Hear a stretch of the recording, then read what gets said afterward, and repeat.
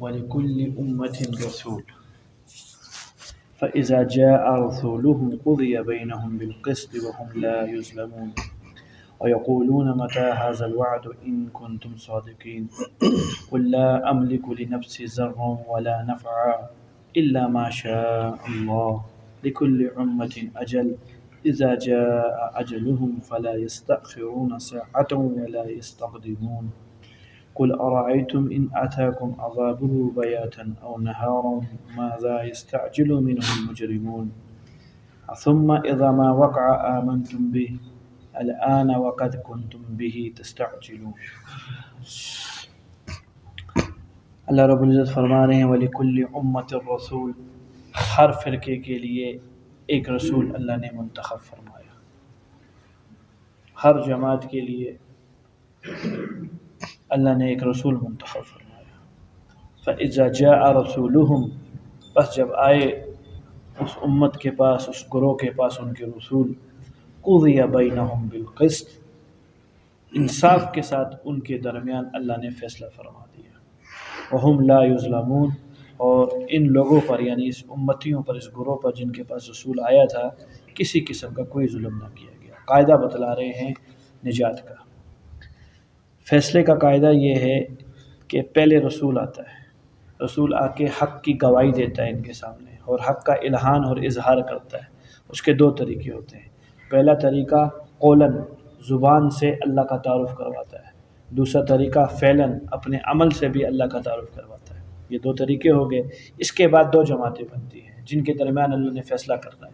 فرمایا کہ اللہ پھر انصاف کے ساتھ ان کے درمیان فیصلہ فرما دیتے ہیں۔ پہلی جماعت اس رسول کی اتباع کرنے والے لوگ ہوتے ہیں، اس میں بھی پھر دو جماعتیں بنتی ہیں، اتباع کامل، اتباع ناقص۔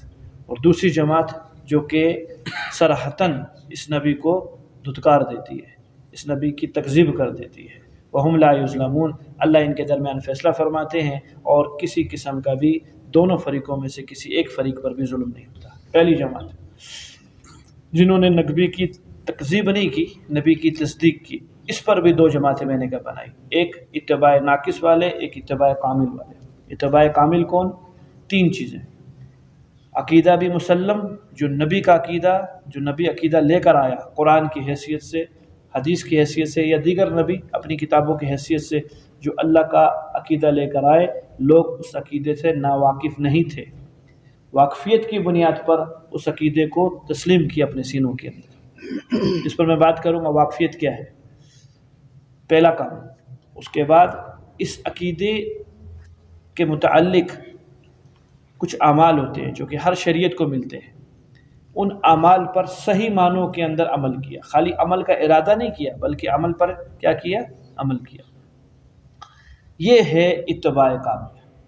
اور دوسری ہے اتباع ناقص، نبی کو تو مانا، نبی کے عقائد سے ناواقف رہا، علم کے درجے تک تسلیم کر لیے دل کے اندر کہ جی اللہ ہیں۔ اب اللہ ہیں تو کیسے ہیں، اللہ نے کیسے ماننے کو حکم دیا ہے، رسول پر کن ترتیب کے اوپر ایمان لانا ہے، کس حیثیت سے ایمان لانا ہے، اس کی تھوڑی سی بات اگلی آیت کے اندر آ رہی ہے۔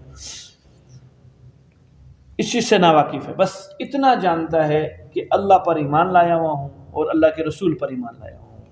اللہ کے رسول کی تعلیمات کیا ہیں، ان تعلیمات سے بالکل یہ ناواقف ہے، عقائد کے اندر کمی آ گئی اس کے۔ دوسرا، عقائد بالکل مسلم ہے، اس کے عقائد خوب جانتا ہے، جیسے اللہ نے بتلایا ہے اور نبی علیہ الصلوۃ والسلام نے واقفیت کروائی ہے، اس کا بھی عقیدہ ہو بہو وہی ہے، لیکن عمل کے اندر کوتا ہے، عمل کے اندر کوتاہی کرتا ہے، اس درجے کا عمل نہیں ہے جس درجے کا عمل پہلی جماعت کے ساتھ ہے، تو یہ اتباع کے اندر کیا ہوا؟ ناقص ہوا۔ دونوں جماعتوں کو، ایک نے تو بالکل ہی تکذیب کر دی، اس نے تکذیب نہیں کی، تصدیق کے باوجود عمل میں کوتاہی کی ہے۔ دونوں کا معاملہ الگ الگ ہے۔ پہلی جماعت کا معاملہ تو جس نے بالکل تکذیب کر دی، یہ تو کفار میں شریک ہو گئے، یہ تو تعذیباً جہنم میں جاویں گے اور ہمیشہ کے لیے جاویں گے، کبھی نہ نکلیں گے۔ دوسری جماعت جنہوں نے اتباع کی لیکن ناقص کی، یہ تطہیر کے لیے ایک دن جائے گی۔ یہ تو ہے قاعدہ کلیہ۔ اس پہ فرمایا قضی بینہم بالقسط، انصاف کے ساتھ ہم کیا نام ہے فیصلہ فرمائیں گے۔ حالانکہ میرے محترم ساتھیو، اللہ اس چیز کے حقدار تھے اور ہم اس چیز کے مستحق و لائق تھے کہ اگر زندگی میں پلک جھپکتے ہوئے بھی ایک سیکنڈ کے لیے بھی غفلت ہو جائے حق تعالیٰ سے اور اللہ کی نافرمانی سرزد ہو جائے تو اللہ حقدار تھے اس بات کے کہ ہمیں ابدی جہنم میں ڈال دیتے۔ کس میں ڈال دیتے؟ ہمیشہ کے لیے جہنم میں ڈال دیتے۔ لیکن کرم کیا اللہ نے، ہم پر شفقت فرمائی، یہ والا معاملہ نہیں کیا، کہا جاؤ گے لیکن وہ تطہیر کے لیے جاؤ گے، اپنے آپ کو پاک کرنے کے لیے، کیونکہ جہنم پر ناپاک جسم اللہ نے حرام کر دی، جنت پر ناپاک جسم اللہ نے حرام کر دیا، یہ بات مسلم ہے۔ ناپاک آدمی کبھی بھی جنت کے اندر نہیں جائے گا۔ دو طریقوں سے پاکی کی ترتیب ہوگی، یا تو اللہ پہلے وہلہ میں اپنی رحمت سے پاک فرما دیں گے، اس کو جہنم میں نہیں بھیجیں گے، یہ جنت میں چلا جائے گا، یا اپنی رحمت نہیں فرمائی اللہ تعالیٰ نے تو اب مجبوراً اس کو پاک ہونے کے لیے اس بھٹی کے اندر جانا پڑے گا جس کا نام اللہ نے جہنم رکھا ہے، تطہیر کے لیے۔ فرق ہوگا اس کے عذاب کی شدت میں اور اس بندے کی تطہیر کے اندر زمین اور آسمان کا فرق ہوگا۔ مسلم شریف کی ایک روایت غالباً کسی موقع پہ آپ کے سامنے سنائی تھی اسی موضوع پر، کہ جس سے تھوڑی تسلی ہے، وہ یہ ہے کہ فرمان آپ صلی اللہ علیہ وسلم کا اماتہ اللہ اماتتن، اللہ تعالیٰ مسلمان کی روح کو ایک قسم کی نیند دے دیں گے، موت دے دیں گے جہنم میں۔ ہوگا عذاب کے اندر پڑا ہوگا، پٹائی ہو رہی ہوگی بہترین قسم کی، جل رہا ہوگا آگ میں، لیکن ایک قسم کا نیند میں ہوگا، اور نیند کے اندر جنت کے مزے خواب کی شکل میں اللہ اس کو کروائیں گے، تو وہ اس نشے میں ہو جائے گا۔ جس طرح انسان عالم خواب کے اندر جب ہوتا ہے، عالم نیند کے اندر جب ہوتا ہے تو خواب آتا ہے، اچھا خواب جو ہے اس کی طبیعت کو مانوس کرتا ہے۔ اپنے بچوں کو اس سے دیکھا ہو، کیونکہ بڑا آدمی جو سویا ہوا تو اس کی طرف اتنا التفات نہیں ہوتا، بچوں کی طرف ہوتا ہے، وہ کبھی کبھار خود سوئے ہوئے ہنس رہا ہوتا ہے، یہ خواب ہے۔ اس کو کوئی اپنی حرکت نظر آ رہی ہے جو کرتے ہوئے اس پہ اس کو ہنسی آ رہی ہے، یا کبھی کبھار وہ رو رہا ہوتا ہے کہ جس چیز سے میں نے آپ کو اس کو ڈرایا ہے وہ چیز اس کے خواب کے اندر آئی ہے، بالکل سکون میں لیٹا ہوا لیکن کیا کر رہا ہے؟ ڈر رہا ہے۔ اس طرح اس کے جسم کے اوپر بھی یہ خوشی یا یہ غم یہ سامنے آ رہا ہوگا۔ لیکن میرے محترم ساتھیو، اگر سیکنڈ کے لیے بھی آنکھ کھل گئی تو چھٹی کا دودھ یاد آ جائے گا کہ میں ہوں کی جگہ کے اوپر، جہنم کے اندر پڑا ہوں۔ تو کامل مطالبہ اللہ تعالیٰ نے ہم سے جو کیا ہے وہ اتباع کامل کر دیا۔ نبی کے سب سے 3 چیزیں ہیں بھیا، ہم نے عمل کو سمجھنے میں بہت غلطی کی ہے، اس چیز کو سمجھیے، باریک نکتہ ہے۔ عمل کے اندر ہیں کسی نہ کسی حد تک، نماز پڑھ لی، نہ عمل کیا ہے، عقیدہ بھی ہے کسی نہ کسی حد تک، اللہ کو بھی مانتے ہیں، اللہ کے رسول کو بھی مانتے ہیں، کوئی نہ کوئی حیثیت ہے ایمان کی، لیکن عمل کو سمجھنے میں کوتا ہو گئے، بہت زیادہ غلطی کر بیٹھے۔ وہ کیا؟ عمل کو محض عمل سمجھتے ہیں، بس سرسری طور پر عمل کو لیتے ہیں۔ کس کو لیتے ہیں؟ میرے محترم ساتھیو، ایک فارسی کا شعر ہے، عشق است و ہزار بدگمانی۔ جب عشق ہو جاتا ہے، محبت ہو جاتی ہے تو پھر ہزاروں قسم کی بدگمانیاں خود سر پہ آ جاتی ہیں۔ اس کی مثال سنیے، خاتون کسی جلسے کے اندر گئی، تقریب میں، جس طرح عورتیں ملنے جاتی ہیں، کوئی تقریب تھی، باقی خواتین تو خوش طبی کی، دل جوئی کی گفتگو کے اندر منہمک ہیں اور خوب انہماک ہیں، کپڑے کہاں سے لیے، یہ کہاں سے لیا، جو عورتوں کی فطرت ہے۔ ایک خاتون تھوڑی سی مرجائی ہوئی ہے، وہ ان کی باتوں بازار جسم یہاں ہے، روح یہاں نہیں ہے اس کے، تو بڑا ادباً پوچھا گیا کیا ہے، بڑی بھی طبیعت خراب یا کوئی باتیں اچھی نہیں لگ رہی؟ کہیں ایک پریشانی ہے جس کی وجہ سے دل خراب ہوا ہے۔ وہ کیا ہے؟ کہ گھر میں ماچس کی ڈبیا سامنے رکھا گئی اور بچے کے اندر شرارت بہت ہے، اور اگر وہ پہنچ گیا اس ماچس تک تو یہ نہیں ہو کہ اپنے کپڑوں کو آگ لگا لے جس کی بنیاد پر جل جائے، اس فکر کے اندر لگی ہوئی۔ کہ بچے کی عمر کتنی ہے اماں؟ کہ 2 سال کا۔ 2 سال کے بچے کو کیا معلوم ماچس کہاں پڑی ہوگی؟ اچھا چلو فرض کیا مل بھی گیا ماچس، کھولنا بھی آئے گا یا نہیں کھولنا آئے گا، کھول بھی لی تو پکی بات ہے مسالے ہی کی جگہ کے اوپر رگڑے گا، ہو سکتا ہے دوسری جگہ پچھلی والی سائڈ پہ رگڑ لے، چلو مسالے ہی کی جگہ پہ رگڑے گا، اتنا زور ہے اس کے اندر کہ اس سے آگ تپش پیدا کر لے اور وہ ماچس کی تیلی جل جائے۔ ہزاروں میں کوئی ایک واقعہ آئے گا اس طرح کے بچے کے ساتھ، لیکن کیا ہے چونکہ اماں کی محبت ہے تو 1000 قسم کی بدگمانیوں نے اس کو گھیرا ہوا ہے۔ اس نے گویا یہ سمجھا ہوا ہے کہ ہو کر رہے گا، یہ کام کر بیٹھے گا۔ اللہ کے بچے کے لیے بڑا مشکل کام ہے یہاں تک پہنچنا، آخری حد تک کہ ماچس کی تیلی جلانے میں کامیاب ہو جائے بہت دور کے امکان ہے، لیکن چونکہ کیا ہے محبت ہے جس کی بنیاد کے اوپر یہ بدگمانیاں آئی ہیں۔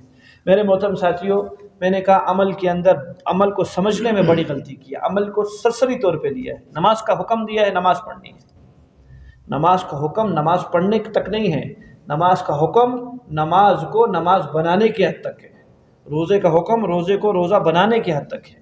اب روزہ اور نماز ایک عمل ہے ہم لوگوں کے سرسری طور پر کرنے کا مطلب یہ ہوا حاضری لگانی تھی لگا دی، خواہ توجہ کی دلیل تھی، کیا لگوا دی؟ حاضری لگا، ہم حاضر تھے اور چلے گئے، ختم ہو گیا۔ اور ایک چیزیں دربار میں آئے، خوب خوشامد کی، منتیں کی، اپنا عجز اپنی انکساری ان کے سامنے رکھی کہ بابا یہ حاجات ہے ہمارے لیے اور فلاں نے۔ ایک آدمی آئے تھے، انہوں نے رجسٹر پہ حاضری لگوائی، چلے گئے۔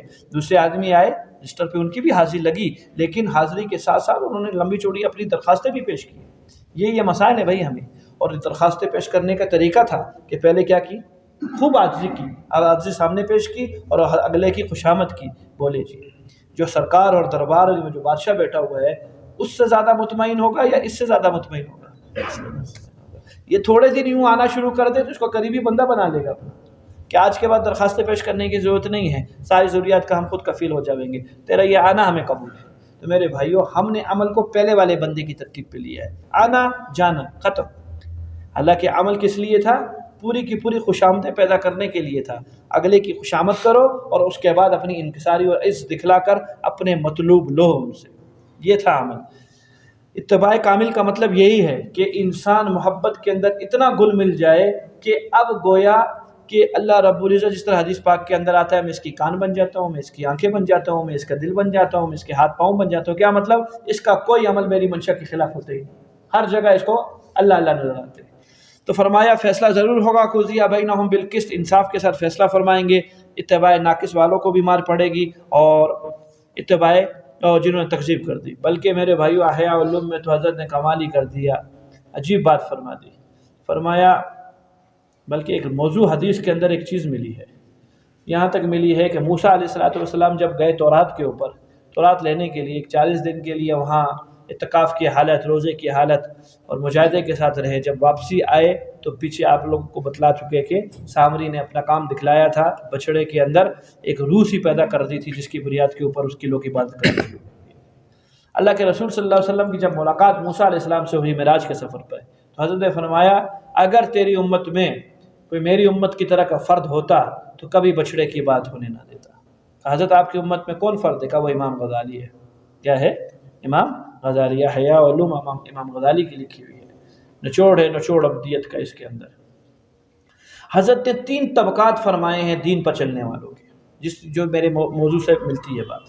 پہلا طبقہ ذکر اللہ، اللہ کی عبادت میں بھی ہمتاً اللہ ہی کی طرف ہے، اور اپنی معاش کاروبار فلان ڈھینگ یہ وہ میں بھی اللہ ہی کی طرف ہے۔ فرمایا ناجی فرقہ ہے، صدیقین ہیں، اونچے طبقے کے لوگ ہیں، یہاں بھی اللہ کے ہیں باہر بھی اللہ کے، کام میں مشغول ہیں لیکن توجہ دل دھڑکن کہاں ہے؟ اللہ ہی کی طرف ہے، کا بہت اونچا طبقہ ہے۔ دوسرا طبقہ سنیے، عبادات کے وقت تو اللہ کے پاس ہیں، یعنی نماز پڑھتے ہیں تو نماز میں اللہ ہی کے سامنے ہیں، یہ نہیں ہے کہ نماز کے وقت میں کاروبار کے اندر گئے، نماز میں اللہ کے سامنے ہے، ذکر میں اللہ کے سامنے ہے، عبادات کے وقت میں اللہ کے سامنے ہے، لیکن دنیا پہ جب جاتے ہیں تو پھر اللہ بھولتے ہیں، غفلت ہو جاتی ہے۔ فرمایا ایک وقت ضرور جہنم میں جائے گا۔ یہ والا طبقہ درمیانہ، یہ کہاں جائے گا؟ ایک دفعہ ضرور جہنم میں جائے گا۔ یہ رحمت کی بات نہیں ہو رہی ہے، قاعدہ کلیہ کی بات ہو رہی ہے، قاعدہ کلیہ اللہ کا سنا رہے ہیں۔ تیسرا طبقہ، نہ عبادات میں اللہ کے سامنے نہ باہر اللہ کے سامنے، یہاں بھی کبھی ادھر گھومتے ہیں کبھی ادھر گھومتے ہیں کبھی ادھر گھومتے ہیں کبھی ادھر، کا زبردست پٹائی ہوئے گی ان کی۔ یہ تیسرا طبقہ ہم ہیں، نہ نماز کی حالت کے اندر اللہ کے سامنے ہوتے ہیں نہ باہر ہوتے ہیں، جب دوسرے والے کو پٹائی ہوگی تو تیسرے والے کو بدرجہ اولا پٹائی ہوگی۔ تو بھیا ہر روز اپنی عبادات کو خوبصورت بناؤ، اس کی مشق کرو۔ نوافل صرف اسی لیے دیے گئے ہیں، نوافل جو دیے گئے ہیں ہر نماز سے پہلے نماز۔ اب دیکھو ہر غفلت کے ٹائم پر آپ کو سنت دی گئی ہے، اور جو زیادہ غفلت کے ٹائم پر ہے وہاں موقعہ کروائی گئی ہے۔ فجر کا ٹائم سب سے زیادہ غفلت کا ہے، کہ سفر میں بھی ان سنتوں کو نہیں چھوڑنا۔ عام دنوں عام نمازوں کو عام سنتوں کو سفر میں چھڑوا دیا گیا، فجر کی سنت کو نہیں چھڑوایا گیا، بعضوں نے واجب تک کا کہہ دیا، کیونکہ صرف واجب کی قضا ہوتی ہے، سنت کی کبھی قضا نہیں ہوتی۔ اگر کسی آدمی سے فجر کی سنتیں چھٹ گئی ہیں تو اسی دن زور کی نماز سے پہلے تک کیا کر لے؟ قضا کرے، حکم ہے اس کو۔ تو یہ واجب کے حکم پہ ہوتی ہے، جو اتنی تاکید سنت میں نہیں ہوتی، کیونکہ انتہائی غفلت کا ٹائم ہے، عالم غفلت سے اٹھ کر آتا ہے، تو اس کو کہا نہ، پہلے 2 رکعت پڑھ لے، ایک توجہ بنا لے اللہ کے سامنے، کیونکہ ابھی فرض کے لیے تو نہیں آنا ہے۔ کس کے لیے آنا ہے؟ فرض کے لیے آنا ہے۔ بندہ کسی تقریب کے اندر شرکت کرتا ہے اس کو کسی چیز کا حصہ دیا جاتا ہے تو ریہرسل کرتا ہے، بولو نا، پتہ نہیں کیا کیا کرتا ہے وہ، یہ ریہرسل کروائی جا رہی ہے کہ اس کے بعد عملی ترتیب پر آنا، یہاں کہیں فیل نہ ہو جائے. تیرے اندر اتنی قابلیت نہیں ہے کہ فی البدی تو سامنے کھڑا ہو جائے گا، نہیں کھڑا ہو سکتا، پیچھے پڑھ لے تو. ظہر کی سنتیں موقعہ کروائی گئی، کاروباری وقت ہے، یہ بھی غفلت کا ٹائم ہے. اس کا ٹائم ہے غفلت کا ٹائم ہے. چلو آ جاؤ. اصل میں فراغت ہے، گھر آ چکا ہوتا ہے، غیر موقعہ قرار دے دی گئی. مغرب میں کچھ بھی نہیں کروایا، نفل بھی نہیں پڑھنے کی اجازت دی. وجہ کیونکہ حکم تو یہی ہے شریعت کا کہ اثر سے مغرب تک مسجد میں ہی رہے گا. وقت مختصر ہے. اولیاء بڑے لوگوں کی ترتیب فجر سے لے کر اشراق، اثر سے لے کر مغرب، کوئی اور دندہ نہیں ہے صرف مسجد کے اندر، کیونکہ دونوں گھڑیاں قبولیت کی گھڑیاں ہیں. اس لیے نفل بھی مکروہ قرار دیا گیا. اس ٹائم کے اوپر تو رونے دھونے کا ٹائم ہے، مانگ دعا.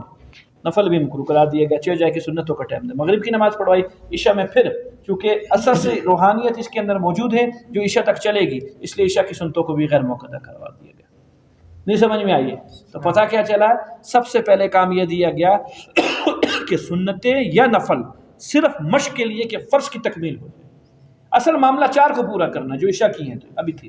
اس سے پہلے جو سنتیں تھیں، بعد جو سنتیں تھیں، اس کی کمی کو پوری کرنے کے لیے، اس کی کمی کو پورا کرنے کے لیے میں آپ کو علاج دیتا ہوں. نماز کی کمی کو دور کرنے کا طریقہ سنیے. 4 رکعت نماز پڑھی، اس میں اب حساب لگاؤ کہ کتنی دیر تک دھیان رہا. فرض کیا جی 2 رکعتیں سارا مل ملا کے گیا آیا گیا آیا گیا آیا، یہ 2 رکعتیں بنتی ہیں کہ جس میں دھیان تھا اور 2 میں دھیان نہیں تھا. اب 2 کی کمی کو پورا کرنے کے لیے الگ سے 2 رکعت نفل پڑھو.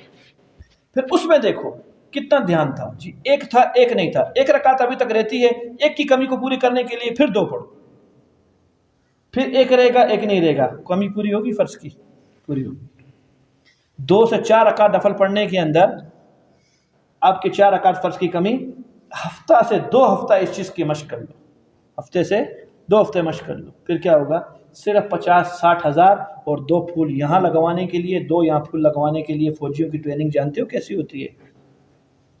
جو پہلے ٹریننگ ہوتی ہے ان کو، خواہی حضرت سیکنڈ لیفٹیننٹ بھرتی ہوئے ہوں، آفیسر کی بات کرتے ہیں، چلو سپاہی تو رگڑا کھاتے ان کو گولی مارو. افسران کی بات کرتے ہیں، ٹریننگ جانتے ہیں نا کیسی ہوتی ہے؟ اما یاد آتی ہے یا نہیں آتی ہے یاد؟ اور ہلکی سی غلطی کے اوپر جو بڑے کی افسر کی نافرمانی ہوتی ہے یا سر کی آواز میں کمی آئی تو پھر کیا ہوتا ہے؟ پتہ نہیں مٹیوں والے بورے پہنائے جاتے ہیں یا اپنا سامان پہنایا جاتا ہے جس میں ان کا اسلحہ ہوتا ہے. چل جی یہ 5 کلومیٹر یہاں سے چل، 5 کلومیٹر یہاں چل، نافرمانی پر. اس کو مشق کروائی جا رہی ہے، آئندہ کے لیے خیال کرے گا. یہ مشق ہے بھائی. یہ کیا کر رہے ہو آپ؟ یہ جو آپ فرض کی کمی کو پورا کر رہے ہو، یہ کیا کر رہے ہو؟ مشق کر رہے ہو. آپ دیکھو نماز ایسی ہو جائے گی، اب نماز بنے گی آنکھوں کی ٹھنڈک، جو حضور صلی اللہ علیہ وسلم نے فرمایا کہ میری نماز آنکھوں کی ٹھنڈک ہے. اب نماز میں مشقت ختم ہو جائے گی، نماز میں لذت شروع ہو جائے گی. ہمیشہ کام یہ جو میں کہہ رہا ہوں نا، عمل کو نہیں سمجھے، وہ ہم تیسرا کام نہیں سمجھے. ہر عمل میں مجاہدہ ہے.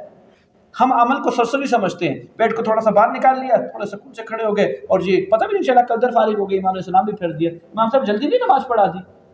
کہا جلدی پڑھا دی آج. میں نے کہا چلو آپ جلدی گھر چلے جائیں، اس لیے جلدی پڑھا دی. نہ کل واللہ پہ گزارا کر دیا.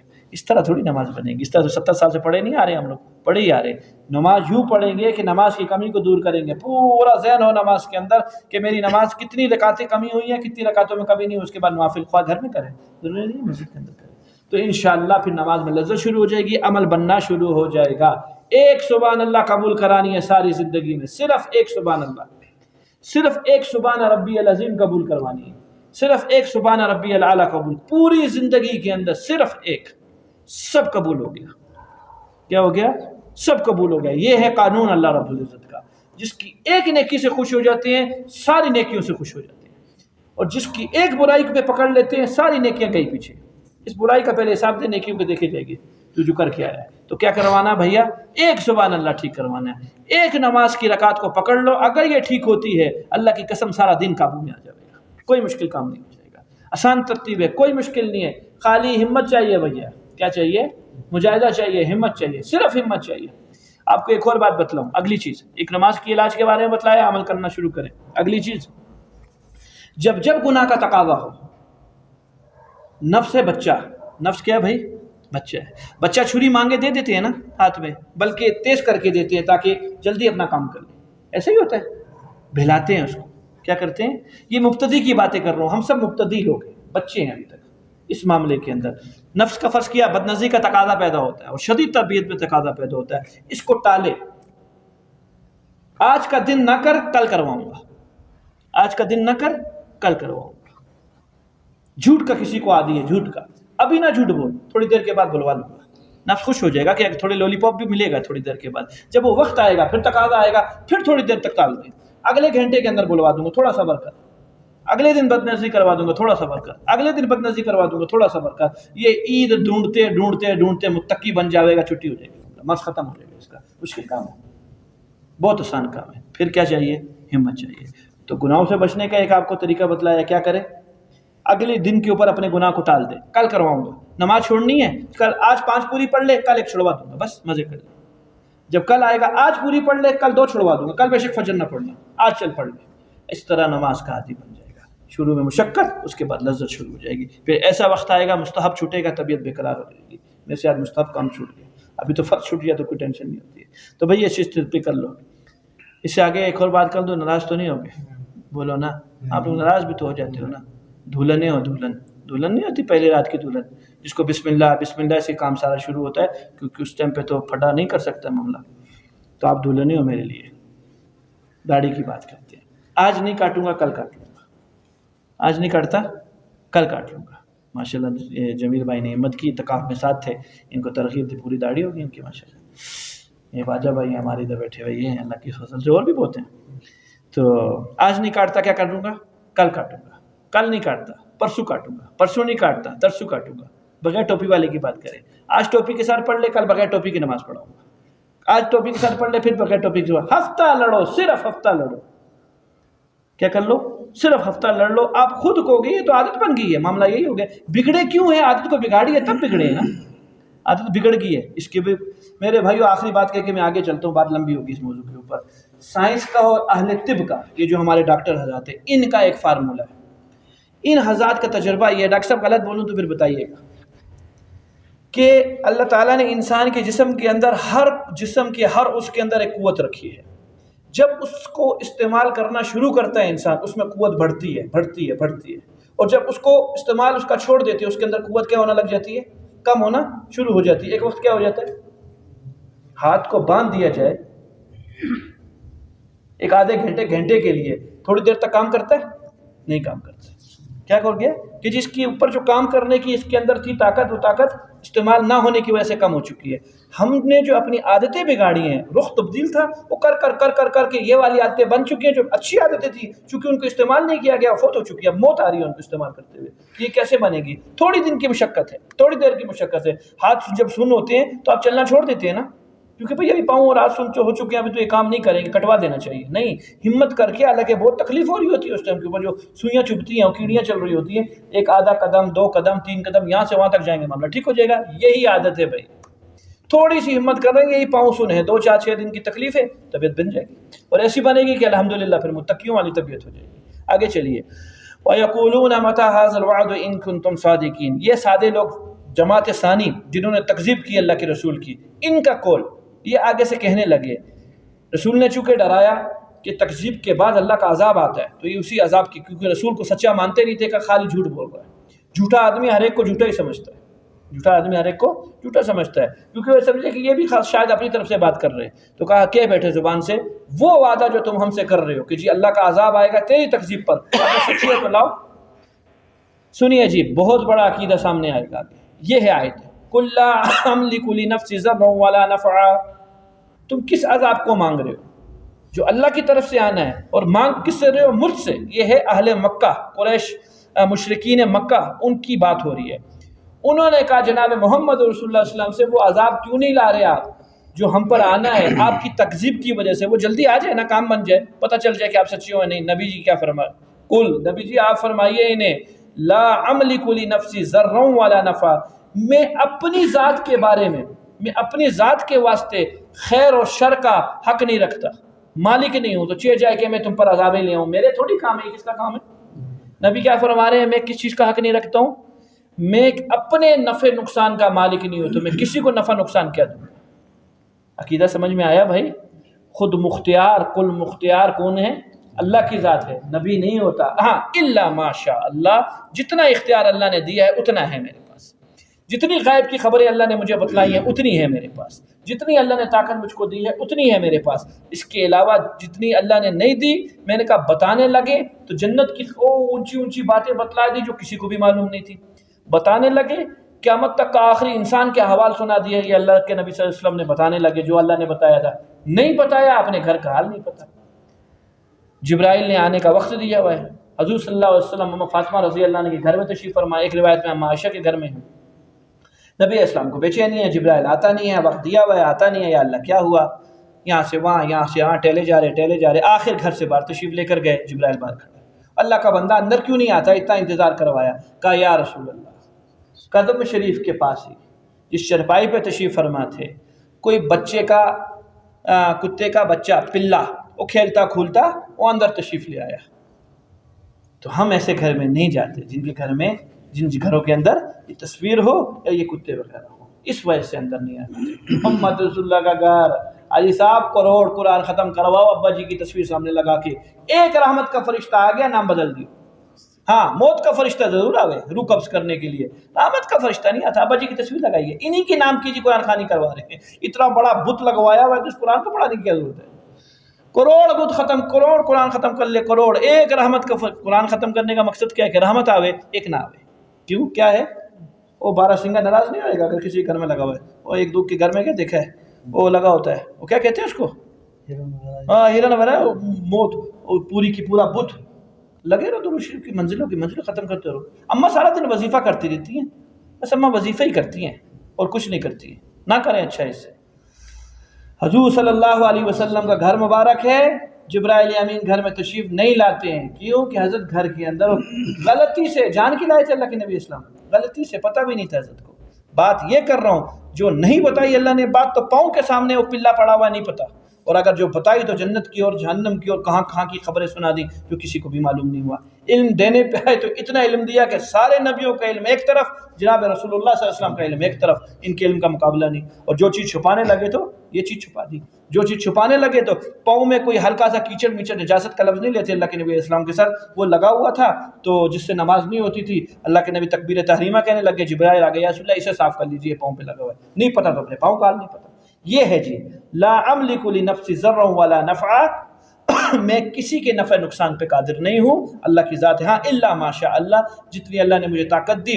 حضرت ابو بکر صدیق رضی اللہ عنہ غار سور کے اندر وہ سانپ نے کاٹا تھا، آپ نے لعاب مبارک لگایا اور سورہ کافرون وغیرہ پڑھی، ٹھیک ہو گیا، جتنی طاقت دی تھی کام ہو گیا، یہ بھی اللہ نے شفا دی ہے، عمل کس نے کیا ہے، وسیلہ حضور صلی اللہ علیہ وسلم کے ساتھ بن چکی ہے، یہ اہل سنت والجماعت کا عقیدہ ہے، یہ کیا عقیدہ ہے، اہل سنت والجماعت کا عقیدہ ہے۔ تو میرے محترم ساتھیوں، حضور صلی اللہ علیہ وسلم پر ہی امید ہے کل قیامت کے دن بخشش کی، کہ حضرت کی سفارش اگر قبول فرما لی اللہ تعالیٰ نے ہمارے حق کے اندر تو کام بن جائے، پھر امال ممال کا مسئلہ نہیں بنے گا کہ کیا کر کے آیا ہے اور کیا کر کے نہیں آیا، پھر نہیں بنتا، اور اگر سفارش قبول نہیں ہوئی تو معاملہ پھر میرے بھائیوں کوئی راہ نہیں ہے، کوئی راہ نہیں ہے، یا نہ پاس ہونے کے بعد فیل ہو جاتا ہے جب امتحان میں تو سپلیاں دے دے کے گزارا کرواتا ہے، وہاں سپلی والا سسٹم نہیں، بس ایک ہی پہلے والے میں فیصلہ ہونا ہے، ہاں یا نہ، ہاں ہو گئے تو ناچے گا، نہ ہو گئے تو روئے گا۔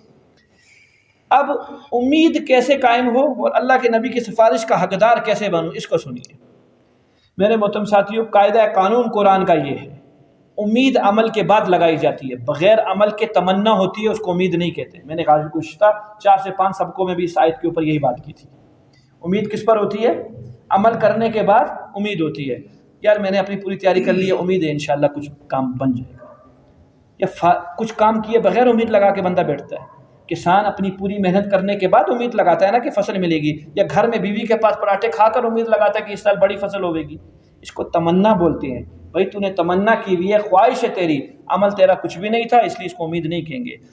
قرآن پر چلو، حدیث پر چلو، اللہ کی اور اللہ کے رسول صلی اللہ علیہ وسلم کی اتباع کرو، اللہ کے نبی اسلام کی ایک سنت کو زندہ کرو، اب کہیں گے یار امید ہے، ہم نے اپنی طرف سے ایک زور لگایا ہے، باقی پھر جیسے ترتیب اللہ بنائیں گے، ہم ان کی حکم کتابیں ہیں، اے کہیں گے امید ہے، نہ نماز پڑھی، نہ حکم مانا، بلکہ جان جان کے نافرمانیاں کی، شکلیں بنا بنا کے اللہ کو دکھلائیں، اور کیا کہتے ہیں کہ جی امید ہے انشاءاللہ جنت ملے گی، امید نہیں کر رہا میرے بھائی، تو خواہش کرتا ہے، اور خواہش کے اوپر جنت کا وعدہ نہیں ہے۔ تمناؤں سے دین نہیں چلتا، امید سے دین چلتا ہے۔ امید عمل کا نام ہے، عمل کرنے کے بعد اللہ کے سامنے کیا کی جائے؟ امید کی جائے۔ ہاں اب اللہ کی رحمت سے اللہ کے نبی صلی اللہ علیہ وسلم کی سفارش ہوے گی، انشاءاللہ قبول ہو جائے گی۔ آخری فرمائی اذا جاء اجلہم، جس عذاب کو مانگ رہے ہو، میں تو خیر اس پر قادر نہیں ہوں، میں تو اپنے نفع نقصان کا قادر نہیں ہوں، مگر اتنا جتنا اللہ نے میرے نصیب کیا ہے۔ لکل امت اجل، ہر امت، ہر فرقے، ہر جماعت کے لیے وقت متعینہ ہے اللہ کا، کس ٹائم اللہ نے اس کو پکڑنا ہے۔ اذا جاء اجلہم، جب آئے کہ اللہ کا وہ عذاب، وہ مدت، فلا یستأخرون ساعة ولا یستقدمون، ایک گھڑی نہ پیچھے ہوگی، ایک گھڑی نہ آگے ہوگی، وقت متعینہ کے اوپر کام ہو جائے گا۔ روایت میں آتے ہیں قرب قیامت کی نشانی ہے، جب قیامت برپا ہونی ہے، اس سے بڑا عذاب کوئی بھی نہیں ہوگا۔ خریدار کپڑے والی دکان پہ جا چکا ہوگا، بات طے ہو چکی ہوگی، بات طے ہونے کے بعد کپڑا کاٹا جاتا ہے، پہلے سے نہیں کپڑا کاٹ کے ہاتھ میں رکھ دیتے، پسند آ گیا، اتنے میٹر ہے، اتنے روپے میٹر ہے، رنگ بھی پسند ہے، کاٹ دے 1 میٹر، 4 میٹر کاٹ دے۔ اس نے کینچی پکڑ کر کپڑے کو کاٹنے کے لیے تیار کھڑا ہوگا، قیامت آ جائے گی۔ نوالا بنانے والے نے نوالا ہاتھ میں لے چکا ہوگا لقمہ، اور منہ میں ڈالنے لگا ہوگا، قیامت آ جائے گی۔ دودھ پلانے والی ماں اپنے بچے کو پستان اس کے منہ میں دینے لگے گی، قیامت آ جائے گی 1 سیکنڈ میں۔ اور اگر یہ کام ہوتا ہے تو بات چھٹی ہے، اب توبہ کا دروازہ قبول نہیں ہے، توبہ کا قبول نہیں ہے، توبہ کا دروازہ بند ہو چکا۔ اس کا مطلب یہ ہے کہ سورج مغرب سے نکل چکا ہے۔ سورج کہاں سے نکل چکا ہے؟ سورج یہاں سے، یہاں کے بجائے کہاں سے نکلا ہے؟ یہاں سے نکل گیا، معاملہ ختم ہو چکا ہے۔ یہ ہے جی آنا۔ قل ارائیتم، نبی جی نے فرمائیے، ان اتاکم عذابہ بیاتا او نہارا، اگر اللہ کا عذاب دن یا رات کسی ایک وقت میں تمہارے پاس آ جائے، ماذا یستعجل منہ المجرمون، یہ مجرم لوگ کس چیز کی جلدی مچا رہے ہیں؟ انہوں نے کوئی ایسا کام کیا ہوا ہے جس کی وجہ سے اللہ کے سامنے ملنا ہے؟ ان کو تو ڈرنا چاہیے۔ میرے بھائیو، ہم تو اپنی زندگی کی لمبی ہونے کی امیدیں لگائیں اور اللہ سے برکت کی مانگیں۔ کیوں؟ اعمال ہمارے بہت کمزور ہیں، جو دن مل جائے اس کو غنیمت سمجھیں کہ توبہ کر لیں گے، اعمال کر لیں گے، توبہ پیچھے سے آئی ہے، آگے ساتھ سفیدی معاملہ ہو جائے۔ ہم جلدی موت نہ مانگیں، ہم تو دن کی زندگی کی برکت کی دعا مانگیں کہ جو دن مل جائے اس میں 5 نمازیں ملیں گی، ذکر ملے گا، نیکیاں ملیں گی، کوئی دن تو اچھا گزر جائے۔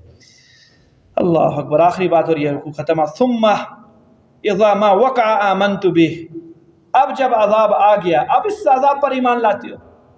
جس عذاب کو مانگ رہے تھے کفار مکہ، اللہ عذاب بھیج دے اور عذاب آنکھوں سے دیکھ لیں تو اب اس عذاب پر ایمان لاؤ گے اور اللہ کے نبی پر ایمان لاؤ گے؟ نہیں، ان کی باتیں درست تھی، اب بات ہاتھ سے نکل چکی ہے، سورج مغرب سے آ چکا ہے۔ فرمایا یغرغر، اس ٹائم تک توبہ کا دروازہ قبول ہے، توبہ قبول ہے جب تک کہ انسان غرغرہ نہ کرے۔ غرغرہ کیا ہے؟ یہ موت کے جھٹکے جب آتے ہیں، لگتے ہیں، اب غائب اللہ سامنے دکھا دیتے ہیں، اب معاملہ چھٹی ہو گئی ہے۔ اب تو آمنت برب موسیٰ و فرعون، آمنت برب موسیٰ و ہارون، فرعون نے بھی کہا تھا کہ موسیٰ اور ہارون کے رب پر میں ایمان لے کرنا، بس اب ہو گیا معاملہ ختم، دیکھ لیا ہے، اب نہیں فائدہ ایمان لانے کا۔ وقد کنتم به تستعجلون، تم اسی کو جلدی مانگ رہے تھے جو آ گیا تم پر۔ ثم قیل للذین ظلموا ذوقوا عذاب الخلد، پھر انہی سے کہا جائے گا ہمیشہ عذاب میں مزے چکھو، هل تجزون الا بما کنتم تکسبون، یہ اسی چیز کا بدلہ ہے جو چیز ہم نے تمہیں عطا کی ہے۔ وَيَسْتَنْبِعُونَكَ أَحَقُّ هُوَ، یہ اللہ کے نبی سے پوچھیں گے کیا یہ بات حق ہے، یہ جو عذاب آ گیا ہے حق ہے؟ قُلْ اِی وَرَبِّ إِنَّهُ لَحَقٌّ، میرے رب کی قسم یہ حق ہے، آج نہیں تو کل ضرور یہ عذاب آئے گا۔ وَمَا أَنْتُمْ بِمُعْجِزِينَ، تم اللہ کو عاجز نہیں کر سکو گے۔ زندگی نکل انشاءاللہ۔ اللهم صل على محمد وعلى آل محمد وبارك وسلم۔ ربنا آتنا في الدنيا حسنة وفي الآخرة حسنة وقنا عذاب النار، آمين۔ اللہ ولكل أمة